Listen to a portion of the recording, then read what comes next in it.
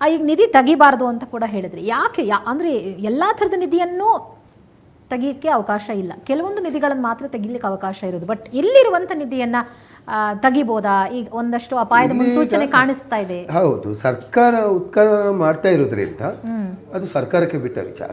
ಒಂದು ಆ್ಯಕ್ಚುಲಿ ನಿಧಿಯನ್ನು ತೆಗಿಬಾರ್ದು, ಅದು ಯಾರಿಗೆ ಯೋಗ ಇರುತ್ತೆ ಅವರಿಗೆ ಸಿಕ್ಕೇ ಸಿಗುತ್ತೆ. ಅದು ಗೊತ್ತಾಗೋದಿಲ್ಲ, ತುಂಬ ಜನಕ್ಕೆ ಸಿಕ್ಕಿತಿರ್ಬೋದು, ಅದು ಗೊತ್ತಾಗೋದಿಲ್ಲ.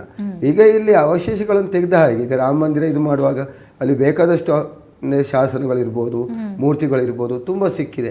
ಅದರ ಮೂಲಕ ತೀರ್ಪನ್ನು ಕೊಟ್ಟಿದ್ದಾರೆ. ಹಾಗೆ ಈಗ ಲಕ್ಕುಂಡಿಯಲ್ಲಿ ಅಲ್ಲಿ ದೇವಸ್ಥಾನಗಳಿರ್ಬೋದು, ಅಲ್ಲಿ ಅರಮನೆ ಇರ್ಬೋದು, ಅದರ ನಿಧಿಯನ್ನು ಸಿಕ್ಕಿರ್ಬೋದು. ನಿಧಿಯಲ್ಲಿ ಈಗ ಕಾಯಿನ್ ಇರುತ್ತೆ, ಆ ರಾಜರುಗಳ ಕಾಯಿನನ್ನೆಲ್ಲ ನೋಡುವಾಗ ನಮಗೆ ಆ ರಾಜರುಗಳು ಆಳಿದವರು, ಅದರ ಇತಿಹಾಸ, ಇಲ್ಲ ಯಾವ ದೇವಸ್ಥಾನ ಇತ್ತು. ಈಗ ಗರುಡನದ್ದು ಒಂದು ವಿಗ್ರಹ ಸಿಕ್ಕಿತ್ತು ಉದಾಹರಣೆಗೆ.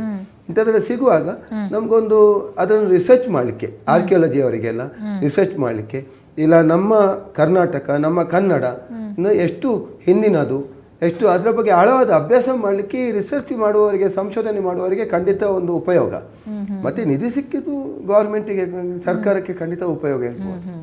ಆಮೇಲೆ ಇನ್ನೊಂದು, ಈ ನಿಧಿ ಇರುವಂಥ ಜಾಗಗಳಲ್ಲಿ ಈಗ ರಾಜರು ಔತಿಟ್ಟಿದ್ದ ನಿಧಿ ಆದರೆ ಓಕೆ, ಈಗ ಭೂಮಿಯ ಒಳಗೆ ಒಂದು ರತ್ನ ಚಿನ್ನ ಎಲ್ಲ ಸಿಗುತ್ತಲ್ಲ, ಅದನ್ನು ಕಾವಲು ಕಾಯಲಿಕ್ಕೆ ಆದಿಶೇಷ ಕಾವಲಾಗಿರ್ತಾನೆ ಅಂತ ಹೇಳ್ತಾರೆ. ಇಲ್ಲಿ ಆದಿಶೇಷ ಎಂಬುದೇನೋ ಒಂದು ಕಲ್ಪನೆ. ಅಂದರೆ ಆದಿ ಅಂತೇಳಿ ಮೂಲದಲ್ಲಿ ಏನಿತ್ತು ಅದು ನಾಶ ಆಗಿ ಉಳ್ದದ್ದು ಶೇಷ.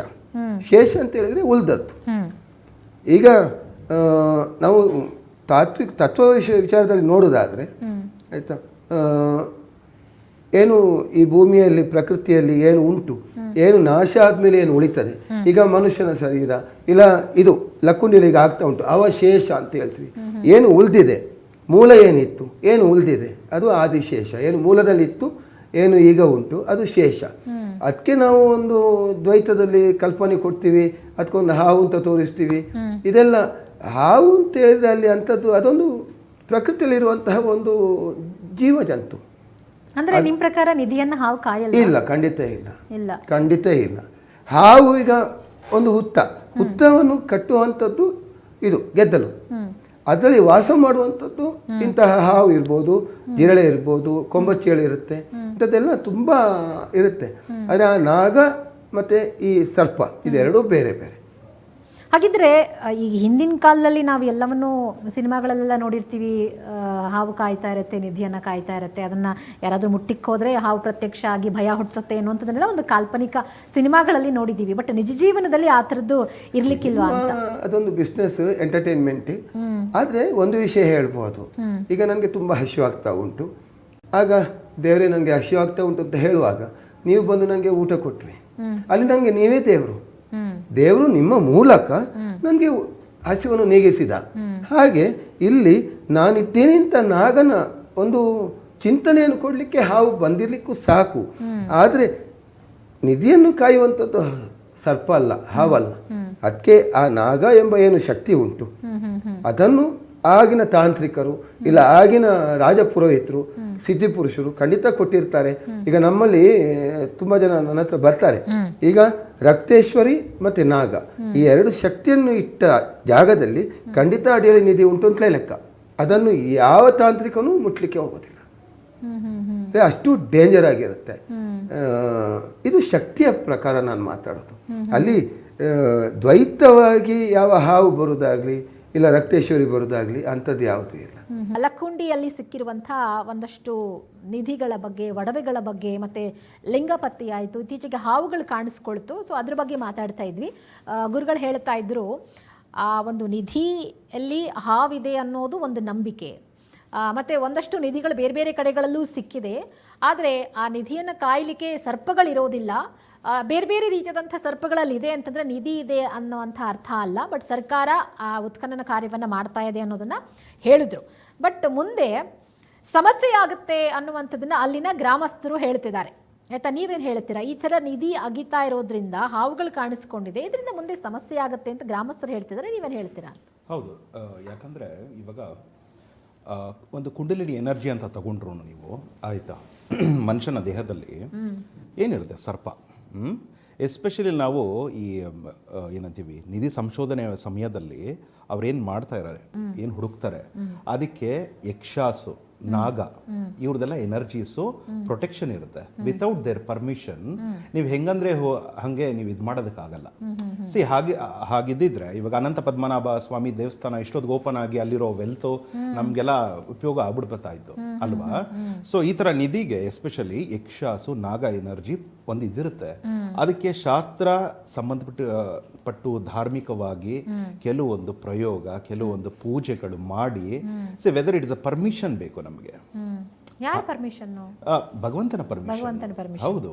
ಇವಾಗ ಎಸ್ಪೆಷಲಿ ಪಾತಾಳ ಎನರ್ಜೀಸ್ ಅಲ್ಲ, ನಾನು ತಂತ್ರ ಸಾಧಕ ಜೊತೆಗೆ ಹೇಳೋದ್ರಿಂದ ಎಸ್ಪೆಷಲಿ ಏನ್ ನೀವು ಅಷ್ಟ ಭೈರವಾಸ್ ಅಂತೀರಾ, ಇವರ ಭೈರವ ಎನರ್ಜೀಸ್ ಎಲ್ಲ ನಾವು ಮಾಡಬೇಕಾದ್ರೆ ಇಂಟ್ಯೂಷನ್ಸ್ ಬರಬೇಕು. ಇವಾಗ ಆರ್ಕಿಯಾಲಜಿಕಲ್ ಒಂದು ಪ್ಲಾನ್ ಹಾಕಿರ್ತಾರೆ ಮೇಡಮ್, ಆಯ್ತಾ, ಹೀಗೀಗೆ ಅಂತ. ಲಾಸ್ಟ್ ಟೈಮ್ ಆ ಹುಡುಗಾನು ಅವ್ನು ಯಾರು ಕಣ್ಣಿಡ್ದ, ಅದನ್ನೇನಂತ ಹೇಳಿದ್ರು, ಇಲ್ಲ ಜನರೇ ಊತ ಹಾಕಿರೋದು ಅಂತ ಅಂದ್ರು. ಬಟ್ ಇಷ್ಟು ಇವಾಗ ಇಲ್ಲಿ ನಾವು ಮಾತಾಡ್ತಾ ಇದ್ದೀವಿ ಅಂತ ಅಂದರೆ ಅಲ್ಲಿ ಒಂದು ಸ್ಪಿರಿಚುವಲ್ ಎನರ್ಜಿ ಇದೆ, 100% ಇದೆ. ಬಟ್ ಅದನ್ನ ಆಪ್ರೇಟ್ ಮಾಡೋದಕ್ಕೆ ಸರಿಯಾದ ವ್ಯಕ್ತಿ ಸೂಕ್ತವಾಗಿ ಮಾಡಬೇಕು. ಇವಾಗ ನೀವು ಹೇಳಿದ್ರಲ್ಲ ಎಷ್ಟೋ ಬಲಿ ಆಗ್ಬಿಡುತ್ತೆ ಒಂದು ನಿಧಿ ಸಂಶೋಧನೆ ಮಾಡಕ್ ಹೋದ್ರೆ ಅಂತ. ಸೊ ಯಾವುದಂದ್ರೆ ಹಂಗೆ ಟಚ್ ಮಾಡೋಕ್ಕಾಗಲ್ಲ. 100% ನಾಗಶಕ್ತಿ, ಯಕ್ಷಾಸ್ ಎನರ್ಜೀಸು ಮತ್ತೆ ಅದಕ್ಕೆ ಮಿತಿ ಮೀರಿರುವಂಥ ಶಕ್ತಿ ಇರುತ್ತೆ. ಸೊ ಅಂಥ ಶಕ್ತಿಗಳು ನಾವು ಆಪರೇಟ್ ಮಾಡ್ತಾ ಇದ್ದೀವಿ ಅಂತಂದ್ರೆ, ಈಗ ಫಿಸಿಕಲ್ ಆಗಿ ಹಾವು ಕಾಣಿಸ್ತು, ಅಲ್ಲಿ ವಿಗ್ರಹ ಕಾಣಿಸ್ತು, ಆಯ್ತಾ, ಸ್ಪಿರಿಚುವಲ್ ಎನರ್ಜಿ ಆಗಿ ನಮ್ಮ ಹಾವು ಕಾಣಿಸ್ತಿದೆ ಅಂದ್ರೆ ಒಂದು ಶಿವಲಿಂಗ ಸಿಕ್ತು, ಮತ್ತೆ ಅಂದ್ರೆ ಅವಶೇಷಗಳು, ನಾಗರ ಕಲ್ಲಿನ ಅವಶೇಷಗಳು ಸಿಕ್ತು, ಅದಿದೆ ಅಂತಂದಾಗ ಹಾವು ಕಾಣಿಸ್ಕೊಂಡಿದೆ ಅಂದಾಗ ಸಹಜವಾಗಿ ಒಂದು ಕುತೂಹಲ ಇದ್ದೇ ಇರುತ್ತೆ, ಹೌದು ಅಲ್ಲಿ ನಿಧಿ ಇರ್ಬೋದು ಅಂತ ಹೇಳಿ ಅಲ್ವಾ. 100% ಇರುತ್ತೆ, ಆಯ್ತಾ. ಬಟ್ ಏನಂದ್ರೆ ಕೆಲವೊಂದು ವಿಧಾನಗಳಿದೆ, ಅದು ಮಾಡಿ ನಾವು ಪ್ರೊಟೆಕ್ಷನ್ನು, ಕೆಲವೊಂದು ಪರ್ಮಿಷನ್ ತಗೊಂಡು ಮಾಡೋದು ಉತ್ತಮ ಅನ್ನೋದು ನನ್ನ ಭಾವನೆ. ಅಂದ್ರೆ ಈಗ ಅಲ್ಲಿ ಗ್ರಾಮಸ್ಥರು ಹೇಳೋ ಪ್ರಕಾರ ಪ್ರೊಟೆಕ್ಷನ್ ಅಂದ್ರೆ ಯಾವ ತರ ತಗೋಬೇಕು? ಈಗ ಅಲ್ಲಿ ಕಾರ್ಮಿಕರು ಆ ಕೆಲಸವನ್ನ ಮಾಡ್ತಿದ್ದಾರೆ, ಅವರು ಏನು ಮಾಮೂಲಿ ಕಾರ್ಮಿಕರು ಹಿಂಗೆ ಕೆಲಸ ಮಾಡ್ತಾರೆ ಹಂಗೆ ಮಾಡ್ತಿದ್ದಾರೆ, ಯಾವ ಪದ್ಧತಿನೂ ಇಲ್ಲ, ಏನೂ ಇಲ್ಲ. ಏನೇನು ಸಿಗುತ್ತೆ ಅದನ್ನು ಅವರೇ ಕೈಯಿಂದ ಮುಟ್ತಿದ್ದಾರೆ, ಅದನ್ನು ವಾಶ್ ಮಾಡ್ತಿದ್ದಾರೆ, ಪುರಾತತ್ವ ಇಲಾಖೆಯವರು ಅದನ್ನು ಪರೀಕ್ಷೆ ಮಾಡ್ತಿದ್ದಾರೆ. ಸೊ ಹಿಂಗೆ ನಡೀತಿದೆ.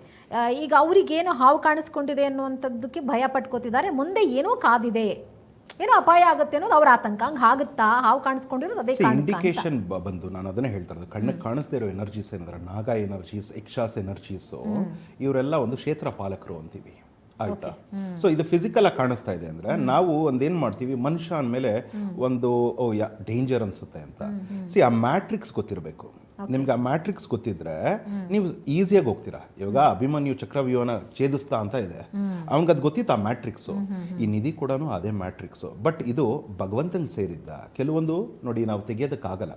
ನಾನು ಮತ್ತೆ ರಿಪೀಟ್ ಮಾಡ್ತೀನಿ, ಅನಂತ ಪದ್ಮನಾಭ ಸ್ವಾಮಿ ದೇವಸ್ಥಾನ ಮುಟ್ಟಕ್ಕಾಗಲ್ಲ, ಅದೊಂಥರ ಮಾತಾಡ್ಬೋದಷ್ಟೇ, ಟಚ್ ಮಾಡೋದಕ್ಕಾಗಲ್ಲ. ಹಾಗೆ ಈ ಸ್ಥಳದಲ್ಲಿ ಇದು ಸಂಶೋಧನೆ ಆಗ್ತಾ ಇದೆ, ದೈವಿಕವಾಗಿ ಅದು ತಗೊಳ್ಳೋದಕ್ಕೆ ಪರ್ಮಿಷನ್ ಇದೆಯಾ, ಕರೆಕ್ಟಾಗಿ ಪ್ರೊಸೀಜರ್ ಇದೆಯಾ, ಯಾರು ಪ್ರಶ್ನೆ ಕೇಳಿ ಮಾಡ್ತಾ ಇದ್ದಾರೆ ಸರ್ಕಾರ ಅನ್ನೋದು ನನ್ನ ಪ್ರಶ್ನೆ ಮೇಡಮ್.